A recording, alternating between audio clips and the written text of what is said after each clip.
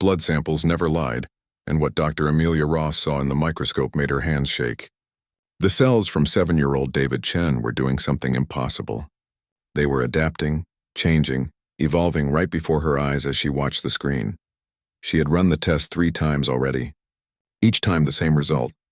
The boy's genetic structure was rewriting itself in response to the alien proteins she introduced. His cells learned, adapted, and overcame every toxin she tested. This was not normal human biology. This was something new. David sat in the waiting room, swinging his legs and reading a book about stars. He had no idea what his blood could do. To him, this was just another boring medical checkup at the research station where he lived. His parents had died 2 years ago in a mining accident, and the station crew had taken him in. He was a good kid, always smiling, always curious. Amelia walked to her desk and started typing a report. Her fingers moved fast across the keyboard. Earth needed to know about this. Humanity had been part of the Galactic Council for only 50 years, and they were still the newcomers, still proving themselves. But David could change everything. His abilities showed that humans were capable of rapid evolution, of adapting to any environment, any threat. She encrypted the message and sent it toward Earth. It would take weeks to arrive, but the information was too important to delay. She did not know that her transmission was being monitored. She did not know that 12 light-years away, a council observer had already flagged her data as suspicious. 2 days passed quietly. David went to his classes, played with the other children on the station, and learned new words in the alien languages that the traders spoke. He picked up languages easily, much faster than other humans. Within a week of hearing a new language, he could speak it fluently. The adults thought he was just a smart kid. They had no idea it was part of his genetic gift. On the 3rd day, a council ship appeared without warning. It was sleek, black, and cold-looking, nothing like the friendly cargo ships that usually visited. The station commander received a message. A council observer named Trelvik was coming aboard to conduct an inspection. No explanation. No choice. Trelvik stepped off his shuttle, and immediately everyone felt uncomfortable. He was tall, almost 8 feet, with a body that looked like an insect mixed with a machine. His forearms moved with precise mechanical grace. His face had no expression, just flat black eyes that seemed to see everything. He wore the silver robes of a council observer, the enforcers of galactic law. He went straight to the medical lab. Amelia met him there, trying to stay calm. Trelvik did not greet her. He simply demanded to see all her recent research. She had no choice but to show him. He reviewed David's test results in silence for several minutes. "This human child," Trelvik said, his voice sounding like metal scraping stone, "exhibits Class 5 evolutionary threat patterns. Under Council Decree 447, he must be terminated immediately." Amelia felt her blood turn cold. "Terminated? He's just a child. He hasn't hurt anyone." "Irrelevant," Trelvik replied. "The decree is clear. Any species showing accelerated adaptive evolution poses a threat to galactic stability. History has proven this. Such species always become aggressive, always seek domination. We cannot allow another Forerunner incident." "The Forerunners were 10,000 years ago," Amelia said, her voice rising. "You can't punish a child for something that might happen. We punish nothing. We prevent catastrophe." Trelvik turned to the station commander. "Bring me the child. Execution will be quick and painless." The commander looked horrified but nodded. Council observers had absolute authority. Their word was law. Security teams were dispatched to find David. In the station's lower deck, a stocky figure heard the commotion and listened carefully. His name was not actually Badger, but everyone called him that because of his thick fur, powerful build, and stubborn nature. He was a Krynar, a bear-like species known for their strength and loyalty. He had worked station security for 3 years, and in that time he had grown fond of David. The boy reminded him of his own son, lost decades ago in a council peacekeeping operation that had gone wrong. Badger had never forgiven himself for not being there to protect his family. He carried that guilt every day. When he heard that council security was looking for David, and when he overheard the word termination, something inside Badger snapped. He moved quickly through the corridors, his cybernetic implants enhancing his already considerable strength. He reached David's quarters first. "Pack a bag, kid," Badger said, his voice urgent but calm. "We're leaving. Why?" What's happening? David asked, confused. No time to explain. Trust me. David trusted him. He grabbed his backpack and followed. Badger led him through maintenance tunnels, away from the main corridors. Behind them, security teams were searching room by room. Ahead of them, at the medical bay, was Amelia. She saw them coming and made a decision. She handed Badger a data chip. Everything I know about David is on here. Keep him safe. I will, Badger promised. They heard boots running in the corridor. Trelvik's voice echoed through the speakers, ordering all exits sealed. Badger pushed David into a supply closet. Stay here. Don't come out until I get you. Badger stepped into the corridor just as 6 security officers arrived. They were station crew, people he had worked with for years. But they had their weapons raised. Move aside, Badger, one of them said. Council orders. No, Badger said simply. Don't be stupid. You can't fight the council. Badger's cybernetic arms hummed to life. His claws extended. He positioned himself directly in front of the closet where David hid. When Trelvik arrived moments later demanding the child, Badger looked the observer in his cold black eyes. You want him? Badger growled. Over my body. The corridor went silent. Everyone knew what those words meant. Everyone knew there was no going back from this moment. Smoke filled the corridor as Badger's fist connected with the wall panel, shorting out the lights. Darkness was his friend now. His cybernetic eyes could see perfectly while the security team fumbled with their weapons. He moved fast, disarming the first officer with a quick strike, then using that weapon to disable the others. He was not trying to kill them. They were just following orders, scared people doing what they were told. But Trelvik was different. The observer moved through the darkness like a ghost, his forearms reaching for Badger with mechanical precision. They fought hard, metal against metal, strength against strength. Badger had fought many battles in his long life, but council observers were built for combat. Trelvik was faster, more precise. A blade extended from Trelvik's arm and slashed across Badger's shoulder. Pain shot through him, but he ignored it. He grabbed Trelvik's arm and threw the observer against the wall with all his enhanced strength. It bought him 3 seconds. That was enough. Badger pulled David from the closet and ran. The boy's eyes were wide with fear, but he did not cry. Good kid, brave kid. They sprinted through the maintenance tunnels, Badger's blood leaving a trail behind them. His shoulder wound was deep, too deep. He could feel his strength fading. Where are we going? David asked, running to keep up. My ship, Badger grunted. The Rusty Nail, docking bay 7. Behind them, alarms screamed. Trelvik's voice came through every speaker in the station. Seal all docking bays. The human child must not escape. Lethal force is authorized, lethal force. They would shoot David on sight. Badger pushed himself harder, ignoring the pain. They reached docking bay 7 through a cargo entrance. The Rusty Nail was not much to look at. An old combat freighter covered in patches and modifications, but she was fast and she was tough. Badger had owned her for 30 years. The bay doors were closing. Security teams were coming from both sides. Badger fired his weapon to cover their approach and they ran up the boarding ramp. Energy blasts hit the hull around them. One blast hit Badger in the back and he fell forward into the ship. David screamed. He grabbed Badger's arm, trying to pull him further inside. The big alien was too heavy. Badger reached up and hit the ramp control. The door started closing. Get to the cockpit, Badger said through gritted teeth. Red button. Press it. I can't leave you here. Go, David ran. His small hands found the cockpit controls. He pressed the red button like Badger said. The ship's engines roared to life. The Rusty Nail lifted off the deck just as security teams reached it. Energy weapons fired uselessly at the reinforced hull. The ship blasted through the docking bay doors, alarms screaming, metal tearing. They were in space now, but they were not safe. Council ships were already in pursuit. Badger dragged himself to the cockpit, leaving blood on the floor. His vision was getting blurry. David saw the blood and started crying. You're hurt bad. What do I do? Autopilot, Badger said. Set course for the fringe territories, beyond council space.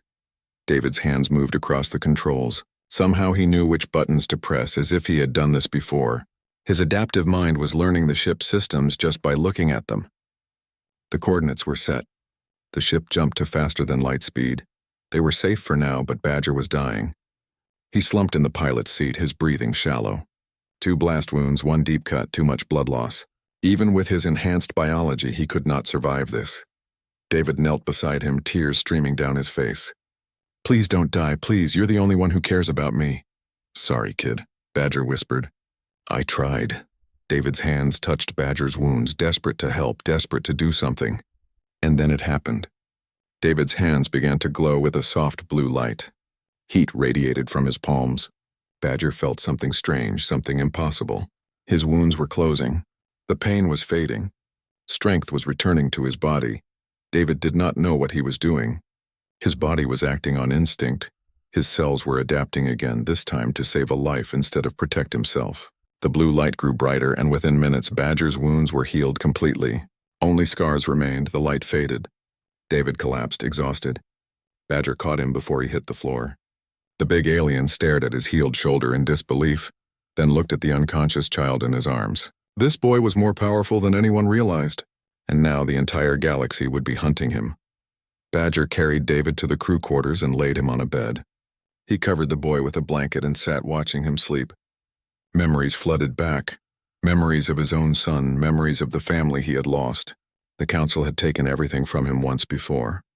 They said it was necessary, said it was for the greater good. They always said that when they destroyed lives, he would not let them take David, not this time. Not ever. The ship's computer beeped. A message was coming through on all frequencies. Badger played it. Trelvik's face appeared on the screen, cold and emotionless as always. To all council members and registered bounty hunters, a Class 5 evolutionary threat has escaped custody. Human child age 7 named David Chen. Bounty of 1 million credits. Dead only, no exceptions. Capture is not acceptable. This threat must be eliminated for galactic security. Dead only. They were not even pretending this was justice anymore. They wanted David dead, and they were willing to pay a fortune for it. Every mercenary, every bounty hunter, every desperate fool in the galaxy would be looking for them now. Badger deleted the message and checked their location. They were 3 days from the fringe territories, the lawless region of space where the Council's authority was weak. They could hide there, maybe find allies. He had an old comrade from his mercenary days, someone who might help. But could he trust anyone now? 1 million credits was enough to tempt even the most loyal friend. David woke up hours later, weak but alive. He looked at Badger with confused eyes. What happened? Did I do something? You saved my life, kid, Badger said gently. Your abilities, they're more than just adapting to toxins.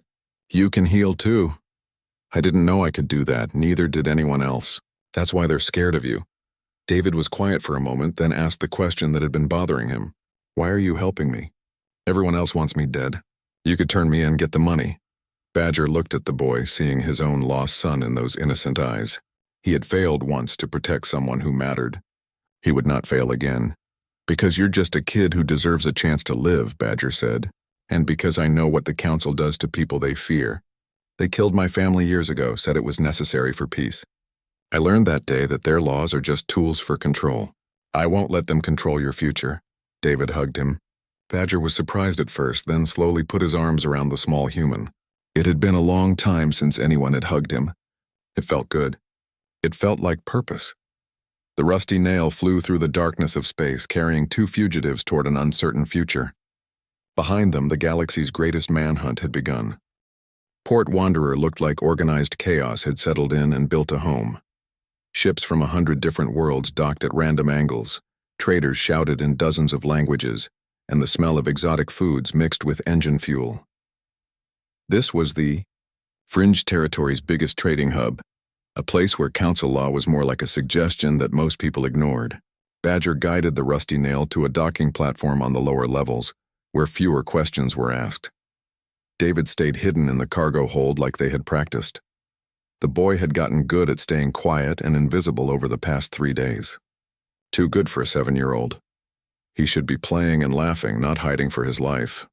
They needed supplies. Food, fuel, medical equipment, and most importantly, information. Badger knew the Council's reach extended even here. Bounty hunters would be everywhere, scanning faces, checking registrations. 1 million credits made everyone a potential enemy. The market district was crowded, perfect for blending in. Badger wore a hooded cloak that hid his distinctive Krynar features. David held his hand, dressed in clothes too big for him, his face partially covered by a scarf. They looked like a trader and his assistant, nothing special. At a food stall, while Badger was buying supplies, a human woman bumped into them. She was young, maybe 30, with sharp eyes and quick hands. A smuggler, Badger recognized the type immediately. She dropped something into his supply bag and walked away without a word. Badger checked the bag later. A data chip with a single message. You're being followed. Docking Bay 23. 1 hour. Come alone or don't come at all. Could be a trap. Probably was a trap, but they needed allies, and humans helping humans was rare enough to risk it. Badger left David with the ship's security system active and went to Docking Bay 23. The woman was waiting there, leaning against a cargo container. Her ship, the Silver Lining, was behind her. It was a smuggler's vessel, fast and unmarked. You're Badger, she said. Not a question. And you are? Rena Pierce. I move things the council doesn't want moved, including people. She gestured to David's image on a data pad. Saw the bounty. 1 million credits for a kid. That's disgusting even by council standards. Why help us? Badger asked suspiciously. Because I'm human, and that's a human child they want dead. Because I lost my brother to a council purge 5 years ago. They said he was a terrorist, he was a teacher. Rena's eyes were hard. I hate what they've become, and I'm part of a network that helps humans escape when the council targets them. There's a network. Small, hidden, but growing. The council's been getting worse, more paranoid about humanity. Some of us saw this coming. She looked at him seriously. You can't protect that kid alone. You need resources, safe houses, information. I can provide that. Badger wanted to trust her, but trust had nearly gotten him killed before. What's the catch? No catch. Just bring the kid. I have someone who needs to see him. A doctor who might be able to help. Against his better judgment, Badger agreed. He brought David to Rena's ship. The boy was nervous, but Rena smiled at him warmly, offered him real chocolate, something he had not tasted in months. She treated him like a person, not a threat. That earned her some trust in Badger's eyes. They flew to a hidden section of Port Wanderer, a place off the official maps. There, in a makeshift medical lab, they met Dr. Kai Okonkwo. He was an older human, maybe 60, with kind eyes and careful hands. He had been one of Earth's top xenobiologists before he disappeared into the fringe. So this is the child everyone's hunting, Kai said, kneeling to David's level. Hello, young man. I'm not going to hurt you. I just want to understand what makes you special. Is that okay? David looked at Badger, who nodded. The boy trusted Kai's gentle manner. Over the next hour, Kai ran tests, asked questions, and examined David's blood samples. What he found made him sit back in amazement.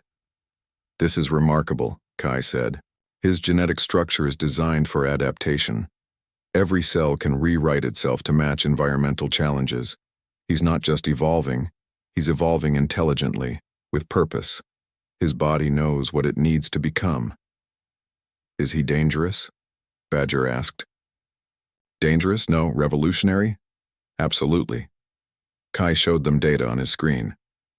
Humans have always been adaptable, but David represents the next step. He's what humanity might become if given enough time and pressure. He's not a weapon, he's a survivor. The council doesn't see it that way, Rena said. The council is afraid, Kai replied. They've maintained control for millennia by keeping species predictable, manageable. David's existence proves that humans can't be managed. We evolve too fast, adapt too quickly. We're unpredictable, and that terrifies them. A loud alarm suddenly blared through the hidden sector. Rena checked her data pad and cursed. Council raid. They're sweeping the lower levels. Someone must have tipped them off. Trelvik, Badger growled. The observer was persistent. They ran. Kai grabbed his research and they sprinted for the Silver Lining. Behind them, Council security forces poured into the sector, weapons ready. Energy blasts lit up the corridor. Rena returned fire while Badger carried David, shielding the boy with his body. They reached the market district, chaos erupting around them. Civilians scattered, traders abandoned their stalls. In the confusion, David saw something that made him stop. A small alien child, maybe 4 years old, was trapped under a fallen cargo container, crying in pain. "Wait," David shouted, pulling free from Badger's grip. "David, no," Badger yelled, but the boy was already running toward the trapped child. Council security was closing in. Badger had to choose, grab David and run, or let the boy do what he felt was right. He chose trust. He covered David while the boy reached the trapped alien. David's hands glowed blue again. He touched the cargo container and somehow, impossibly, he lifted it. A 7-year-old human child lifted a container that weighed half a ton. His adaptive biology had given him temporary strength to save a life. The alien child scrambled free, and David collapsed from the effort. The alien child's mother, a reptilian trader, saw what David did. She saw a human child risk his life to save her daughter. She would remember that. Badger grabbed David and ran for the ship. They barely made it aboard before Council forces surrounded the docking bay. But Rena was a skilled pilot. The silver lining blasted through the closing bay doors and escaped into space, Council ships in pursuit. "That was stupid, kid," Badger said, breathing hard. "Brave, but stupid." David, exhausted in his seat, just smiled weakly. She needed help. Kai checked David's vital signs. The boy was weak but recovering fast, always adapting, always recovering. "We need a plan," Kai said. "The Council won't stop, they'll keep hunting him." "Then we need to change the game," Rena said from the pilot seat. "Kai, you mentioned in your research that David's abilities match something in Council history. What was it?" Kai pulled up old files. "The Forerunners, an ancient species with similar adaptive abilities. The Council exterminated them 10,000 years ago. The official records say they were aggressive and dangerous." "What do the unofficial records say?" Badger asked. "That's the problem. The unofficial records are sealed in the Council archives on Concordia Prime, the Council's homeworld, the most secure facility in the galaxy." Rena grinned, a wild and dangerous grin. "Sounds like we need to break in." "That's insane," Kai said. "Probably," Rena agreed. "But if those records can prove the Council has been lying about the Forerunners, if we can show the galaxy what really happened, maybe we can save David's life and expose the Council's crimes." Badger looked at David, who was falling asleep despite the danger around him. "The kid deserved the truth, he deserved justice, he deserved a chance." "All right," Badger said, "let's rob the Council." Concordia Prime hung in space like a jewel, beautiful and deadly. It was the Council's homeworld, center of galactic government and absolutely the last place 2 fugitives should be heading. But that was exactly where the silver lining was flying, hidden among thousands of ships arriving for the Grand Assembly. Rena had called in every favor she had to get forged diplomatic credentials.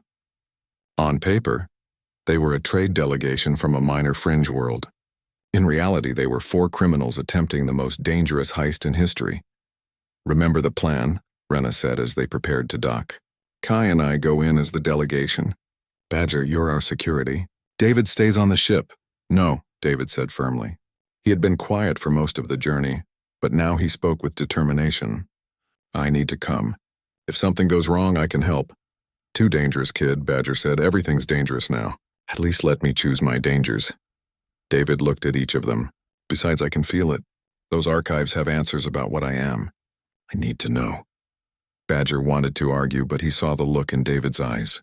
The boy had grown up too fast these past weeks, forced into adulthood by people who wanted him dead. Maybe he deserved some control over his fate. "Fine," Badger said, "but you stay close to me always." They docked without incident. The credentials worked. They passed through 3 security checkpoints, each more thorough than the last. Kai's forged documents identified David as his assistant, a common practice for researchers. The security guards barely glanced at the quiet human child. The Grand Assembly was happening in the main chamber, which meant most security resources were focused there. Protecting Council members from potential threats. That left the archives relatively unguarded, or so they hoped. The archive building was massive, a tower of crystalline structure that held 10,000 years of Council history.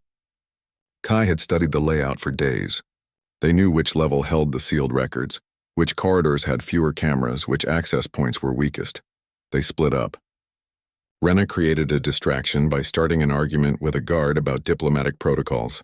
While security dealt with her, Kai and Badger, with David hidden under Badger's cloak, slipped into a maintenance corridor. Kai's hands worked quickly on the security panel.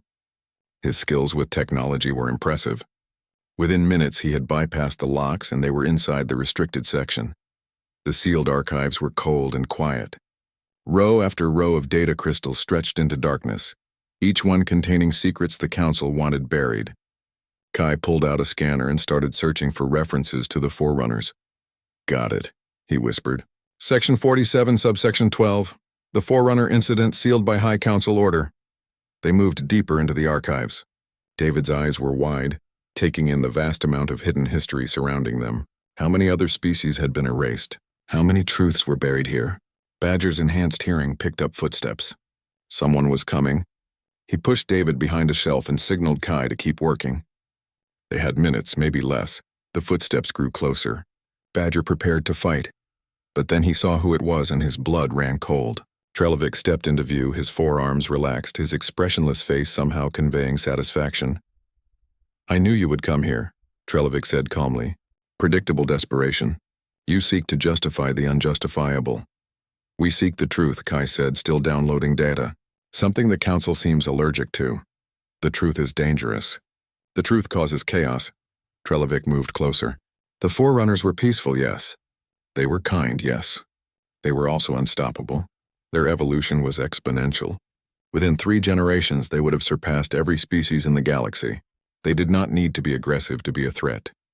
Their very existence was destabilization. So you killed them all," Badger growled. "Men, women, children. Genocide because you were afraid." "Afraid?" Trelevik tilted his head. "No, practical. The Council maintains order across 10,000 species. We prevent wars, manage resources, ensure stability. All of that requires predictability. The Forerunners were unpredictable. They had to be removed." David stepped out from behind the shelf, unable to stay hidden any longer. "They were people, just like me. You murdered them because they were different." Trelevik looked at David with those cold black eyes.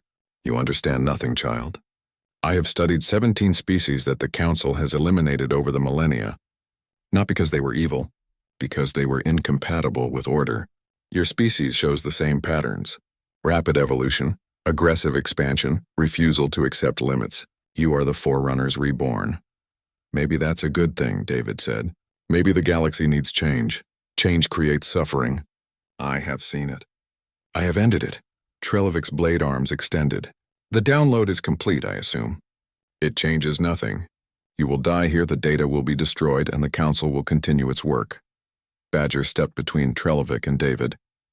"Last time we fought, you won. Let's see if I learned anything." They clashed. Badger had trained for this fight, studied Trelevik's patterns from their first encounter. He was ready. But Trelevik was a Council observer, built for combat, experienced in killing. They were evenly matched, and that meant Badger was losing because time was against him. Kai grabbed David. "We need to go. Now." But David was watching the fight, his mind working. He saw patterns in Trelevik's movements, weaknesses in his attacks. His adaptive brain was learning combat tactics just by observation. Before Kai could stop him, David ran forward. "David, no!" Badger shouted. The boy slid under Trelevik's legs and touched the observer's power core, the cybernetic heart that powered his enhancements. David's abilities surged. Instead of healing, instead of adapting, he disrupted. His touch sent electromagnetic pulses through Trelevik's systems. The observer stumbled, his cybernetics glitching. It gave Badger the opening he needed. A powerful strike sent Trelevik crashing into a data shelf. But the observer was not finished. He grabbed David with one arm, blade raised with another. "If I die, the child dies with me," Trelevik said. Badger froze. Kai froze. Time seemed to stop. Then David did something unexpected. He stopped fighting. He looked at Trelevik with calm eyes. "You don't want to kill me," David said quietly. "I can see it. You're hesitating. You've killed before, but you're hesitating now. Why?" Trelevik's blade trembled slightly. "Irrelevant sentiment. I am an observer. I serve the Council." "You serve order," David corrected. "But what if the order is wrong? What if the Council is wrong? For just a moment, something flickered in Trelovik's eyes. Doubt, uncertainty. In 10,000 years of service, he had never questioned his orders. But this child, this small human who should be terrified, was looking at him with understanding, not hate. The Forerunners, Trelovik said slowly. They pleaded too. They asked us to reconsider. We did not listen. You can listen now, David said. Trelovik released David and stepped back. His blade arms retracted. Take the data, leave, I will report that you escaped. Why? Badger asked, suspicious. Because doubt once planted cannot be unplanted. Trelovik looked at David. You are either the galaxy's greatest hope or its greatest threat. I am no longer certain which. That uncertainty means I cannot execute you in good conscience. The Council will punish me for this weakness. It's not weakness, David said. It's wisdom. Trelovik did not respond. He simply walked away, leaving them alive. Leaving them with the data that could shake the Council's foundation. They escaped the archives and reunited with Rena. The silver lining blasted away from Concordia Prime before alarms could sound. In the ship's computer, the downloaded data contained everything. Records of the Forerunner extinction. Records of 16 other species eliminated for being different. Records of Council lies spanning millennia. We need to broadcast this, Kai said. Every world, every species needs to see what the Council really is. Broadcasting this will start a war, Rena warned. Badger looked at David, who nodded. Some truths are worth fighting for. They sent the data across every frequency, every network, every communication system they could access. Within hours, it spread across the galaxy like fire. The truth was out. The Council's lies were exposed, and the galaxy would never be the same. The galaxy fractured within 72 hours of the data release. Some species stood with the Council, believing order was worth the price of occasional genocide. Others condemned the Council's actions, demanding reform or dissolution. Humanity found itself at the center of the storm, with billions of lives hanging on the question of whether one child should live or die. Earth's government declared David Chen under planetary protection. The human fleet mobilized. It was not a large fleet compared to Council forces, but it was determined. 50 years ago, humans had barely reached their own moon. Now they were preparing to fight the most powerful government in galactic history. Badger, Rena, Kai, and David watched the news feeds from a safe house on Haven's Reach, a major human colony world 3 weeks away from Earth. The colony held 5 million people, mostly farmers and miners, peaceful families trying to build lives on a new world. It was also strategically positioned near several jump routes, which made it valuable, which made it vulnerable. The Council is mobilizing their fleet, Rena said, reading tactical reports. 300 warships moving toward human territory. They're not coming to negotiate. They're coming to send a message, Kai said grimly. Destroy one colony, terrify the rest into submission. Badger stood at the window watching children play in the street below. David was with them, finally allowed to be a normal kid for a few hours. The boy was laughing, running, playing tag with children who knew he was special but did not care. They just saw a friend. Haven's Reach will be their target, Badger said. Remote enough to attack without immediate Earth response, large enough to make the death count matter. They'll want to break human spirit. Then we evacuate, Rena said. 5 million people? Where? Kai shook his head. The closest colony can't handle that many refugees. Earth is too far. We'd need weeks to evacuate properly. We don't have weeks, Badger said. Council fleet will be here in 3 days. I've seen their tactics before. They'll demand surrender, give us 1 hour to comply, then glass the planet from orbit. Rena's hands balled into fists. So we fight. With what? Kai asked. This colony has defensive platforms, maybe 30 fighters, and a population of farmers. Against 300 Council warships, we'd last 10 minutes. David came running into the room, his face flushed from playing. Badger, did you see? I learned a new game. It's called Starball and... He stopped, seeing their serious faces. What's wrong? They tried to hide it, but David was too smart. He saw the tactical displays, the fleet movements, the countdown timers. His smile faded. They're coming here, he said quietly. Because of me. It's not your fault, kid, Badger said. Yes, it is. They want me dead, and they're willing to kill everyone here to do it. David's voice shook. We should leave. If I'm not here, they won't attack. They'll attack anyway, Rena said gently. This isn't about you anymore. It's about making an example. showing what happens when people defy the council. David walked to the window and looked at the children still playing below. I could give myself up. Trade my life for theirs. No. Badger's voice was absolute. Never. We don't sacrifice kids to tyrants. Then what do we do? David asked, tears forming in his eyes. I don't want people to die because of me. Badger knelt down to David's level. Listen to me. Bad people are going to do bad things. That's not on you. That's on them. Our job is to stand between them and innocent people. We fight because it's right, not because we'll win. But we can't win, David said. You said so. I said we'd last 10 minutes. I never said we wouldn't fight. Badger put his hand on David's shoulder. Sometimes fighting is about showing the galaxy who we are. Showing them that humanity doesn't bow to threats. Showing them that we protect our own.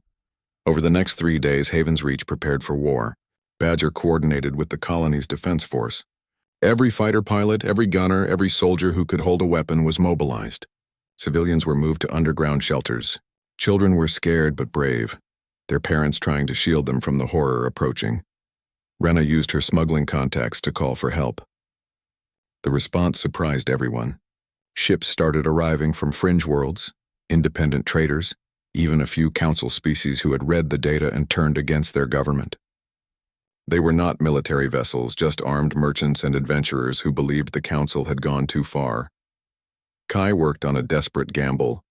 If David could disrupt Trelvik's cybernetics, maybe he could disrupt other systems. Maybe he could become a weapon against the council ships. But the idea of turning a child into a weapon felt wrong. Kai could not bring himself to suggest it. David made the choice himself. On the morning the council fleet arrived, he went to Kai with determination in his eyes. Teach me how to use my abilities to fight, David said. Not to hurt people, but to disable ships. If I can stop their weapons, our people might have a chance. David, you're 7 years old. This isn't your war to fight. It became my war the moment they decided I shouldn't exist. David's voice was steady. I can help. Let me help. Kai looked at Badger, who had been listening. The big alien's face was conflicted. He wanted to protect David from this, but he also respected the boy's courage. Teach him, Badger said finally. But we keep him on the ground, not in the fight. He can coordinate from the command center, use his abilities on ships in orbit. He doesn't go into space. He doesn't take risks, David nodded. It was a compromise he could accept. The council fleet arrived exactly on schedule. 300 warships, each one capable of destroying cities. They formed a blockade around Haven's Reach. A communication came through from there. Commander, Human Colony Haven's Reach, you harbor the evolutionary threat known as David Chen. Surrender him immediately or face extermination. You have 1 hour to comply. The colony governor, a tough woman named Patricia Hayes, responded personally. Haven's Reach does not negotiate with murderers.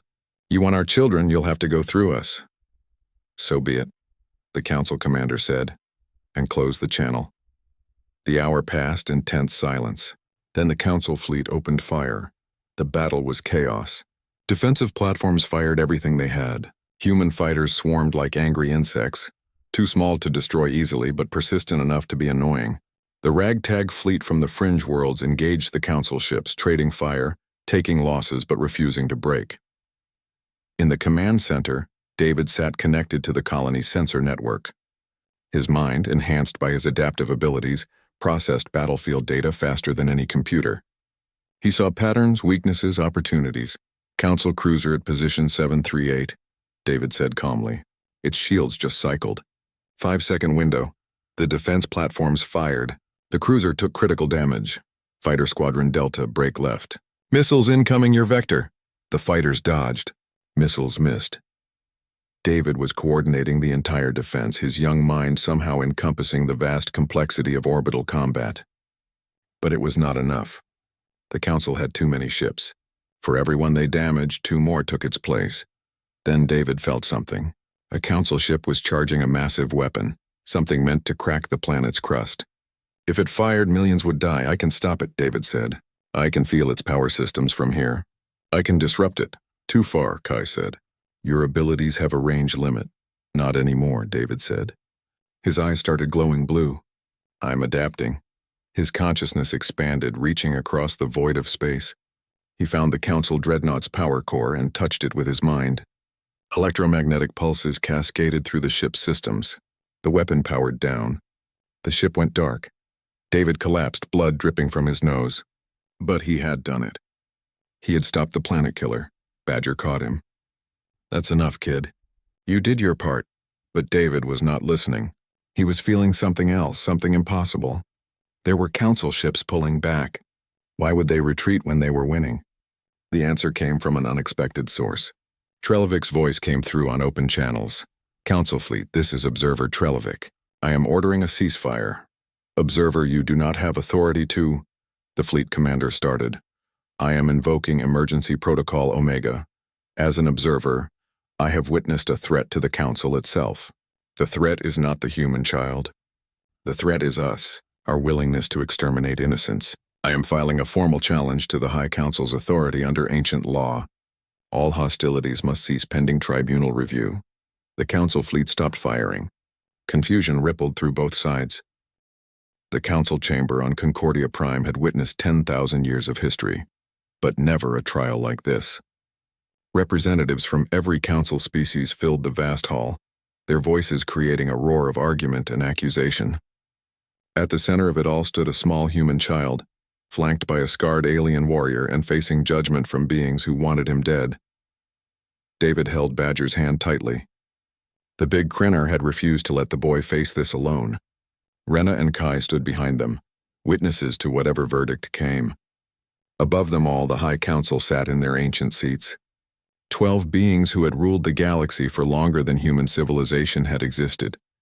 The lead counselor, an ancient being named Archon Solus, who looked like living crystal, spoke with a voice that resonated through the chamber. "David Chen of Earth, you stand accused of being an evolutionary threat to galactic stability. How do you plead?" "I'm not guilty of being born," David said, his young voice somehow carrying through the vast space. "I didn't choose my abilities. I just want to live." "Irrelevant," another counselor said, a creature of flowing liquid contained in a transparent shell. "Intent does not mitigate danger. A fire does not mean to burn, yet we contain it." "He's not a fire," Badger growled. "He's a child." The prosecutor, a council official with too many eyes and a voice like grinding metal, stepped forward. "We present evidence of David Chen's abilities: accelerated evolution, spontaneous adaptation, capacity to disrupt technology with thought alone, healing that defies biology. Each of these traits individually would mark him as dangerous.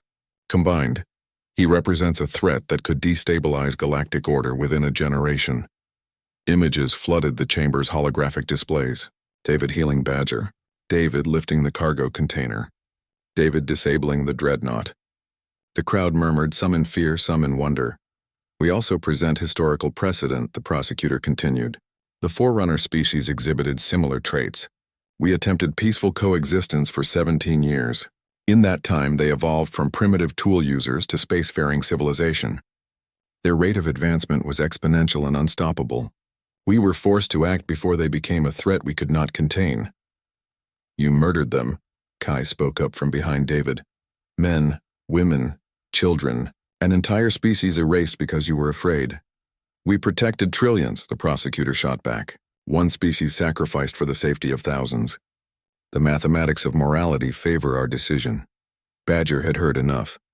He stepped forward, his scarred face hard with anger. "I invoke the law of voice. As the child's guardian, I claim the right to speak on his behalf." The chamber went silent. The law of voice was ancient, rarely used, but absolute. A guardian could speak for one who could not speak for themselves. The council could not refuse without breaking their own sacred laws. Archon Solus nodded slowly. "The law is recognized. Speak, guardian." Badger walked to the center of the chamber, his heavy footsteps echoing. He looked up at the High Council with eyes that had seen too much death, too much injustice. "You want to talk about mathematics?" Badger's voice was rough but powerful. "Let's talk numbers. 17 species you've exterminated over 10,000 years. Not for what they did. For what you feared they might do. How many innocents died for your predictions? How many children like David were killed before they could speak their first words? Order requires sacrifice," one of the counselors said coldly. "No. Order requires courage." Badger turned to address the entire chamber, speaking to the representatives watching. "I was a soldier for the council once. I believed in the mission. Keep the peace. Protect the weak. I lost my family in one of your operations. You called them acceptable casualties. You said their deaths served the greater good. His voice grew stronger, filled with decades of suppressed pain. But there is no greater good that requires killing children. There is no order worth maintaining if it's built on graves of innocence. You want to kill David because he might become dangerous? Every child might become dangerous. Every species might evolve beyond your control. That's called growth. That's called life. Unchecked growth is cancer, the prosecutor argued. Then you're the cancer, Badger shot back. You've stopped evolving. Stopped changing. You maintain your power by preventing anyone else from rising. You're not protecting the galaxy. You're protecting your authority. The crowd erupted in argument. Some species agreed with Badger, others shouted him down. The High Council demanded silence. Archon Solus leaned forward. Passionate words, Guardian. But passion does not address the fundamental question. Can we risk allowing this child to live when his very existence threatens everything we've built? Then I'll answer your question directly, Badger said. He walked back to David and placed his hand on the boy's shoulder. You want to kill him? You'll have to kill me first. Not because I'm his species, because I'm not. Not because I owe him something, though I do. But because it's right. Because standing between tyrants and children is what makes us better than animals. He looked around the chamber at the thousands of beings watching. Every single one of you has children. Every species here has young ones they protect. Look at David and ask yourself, if he were your child, would you hand him over to executioners? Would you accept logic that says your son, your daughter must die for the greater good? A mother in the crowd held her child closer. Others looked uncomfortable. Badger had struck a nerve. David stepped forward, his small hand still in Badger's. Can I say something? Archon Solus seemed surprised but nodded. Speak, child. David's voice was quiet but clear. I'm scared. Every day I'm scared. Not because of what I might become, but because of what you might do to me. I know I'm different. I know my abilities are strange, but I've only ever used them to help people. I healed Badger when he was dying. I saved an alien child trapped under cargo. I stopped a weapon that would have killed millions. He looked up at the High Council with tears in his eyes. I don't want to be a threat. I just want to learn and grow and maybe help make the galaxy better. Isn't that what everyone wants? To leave things better than we found them? The chamber was silent now. Every being there was watching this small human child stand up to the most powerful government in existence. His courage was undeniable. His innocence was genuine. Trelevik, who had been standing to the side as witness, spoke for the first time. I have observed this child for weeks now. I was ordered to kill him. I had multiple opportunities. I did not. Not because I am weak, but because I finally recognized what we've become. He looked at the High Council. We claim to bring order, but we bring fear. We claim to protect life, but we deal in death. The child is not the threat. Our response to him is the threat. A counselor stood, one who had been quiet until now. She was an elderly being from a species that valued wisdom above all. I move that we revoke the termination order. I move that we place David Chen under galactic protection, not persecution. And I move that we begin formal review of Decree 447 and all similar laws. Seconded, another counselor said. Then another. The tide was turning, but the hardliners were not finished. 3 counselors stood together, their voices united. This is treason against order itself. If we allow this precedent, chaos will follow. We demand immediate execution of the subject. They activated hidden weapons. Energy fields formed around David. Automated defenses emerged from the ceiling, targeting the boy. The hardliners had prepared for this, had rigged the chamber itself. Badger moved faster than should have been possible for someone his size. He threw himself over David, his body shielding the child completely. Energy beams hit him from 3 directions. His cybernetics sparked, his flesh burned. But he did not move. Over my body, Badger said through gritted teeth, his last words to the galaxy. David screamed. His abilities surged beyond anything he had shown before. Blue light exploded from him, not violent but absolute. The weapons targeting them simply stopped working. The counselors trying to kill him collapsed, their hostile intent somehow neutralized by David's power. But more importantly, the light surrounded Badger, flowing into his wounds, healing damage that should have been fatal. David was crying, his hands on Badger's burned flesh, pouring everything he had into saving the one who had saved him. For 30 seconds, the most powerful beings in the galaxy watched a child save his guardian through sheer force of love and will. The light faded. Badger gasped, alive, healed, shocked to still be breathing. "Still alive, kid," Badger whispered. "Can't get rid of me that easy." David hugged him, sobbing into his fur. The chamber erupted in noise, but this time it was different. The crowd was cheering. The moderate counselors were arresting the hardliners. Change was happening. Archon Solis stood, and when she spoke, her voice carried absolute authority. "Decree 447 is hereby revoked. David Chen is granted full rights and protections under council law. Humanity is recognized as a fully autonomous member species with all accompanying privileges, and the High Council will undergo reform to prevent such atrocities from ever occurring again." She looked down at David with something approaching respect. "You have shown us what we had forgotten. That power is not to be feared when guided by compassion. That being different is not the same as being dangerous, and that sometimes the smallest among us carry the greatest wisdom." The trial ended. David was free. Humanity was safe. The galaxy entered a new era. 5 years later, Badger sat on a bench watching David, now 12 years old, address a gathering of young beings from 100 different species. David was teaching them about adaptation, about growth, about understanding differences. He had become a teacher, an ambassador, a symbol of what the galaxy could become. Rena and Kai ran a school together, educating gifted individuals from all species. Trelvik had joined them, seeking redemption through service rather than enforcement. The council had changed, slowly but genuinely, into something that protected rather than controlled. A young student approached Badger. "Sir, are you really the one who saved David Chen?" Badger chuckled, a deep rumbling sound. "Kid saved himself. I just stood in the way long enough for people to see who he really was. But you almost died for him." "Yeah, well." Badger watched David laugh with his students, teaching them kindness and courage. "Some things are worth dying for. Turns out they're also worth living for." David looked over and caught Badger's eye. The boy grinned and waved. Badger waved back, his scarred face breaking into a rare smile. They were family now, not by blood but by choice. The galaxy had tried to tear them apart, but they had stood together. "Over my body," Badger had said. Those words had changed everything. Because sometimes the most powerful force in the galaxy is not weapons or laws or ancient authority.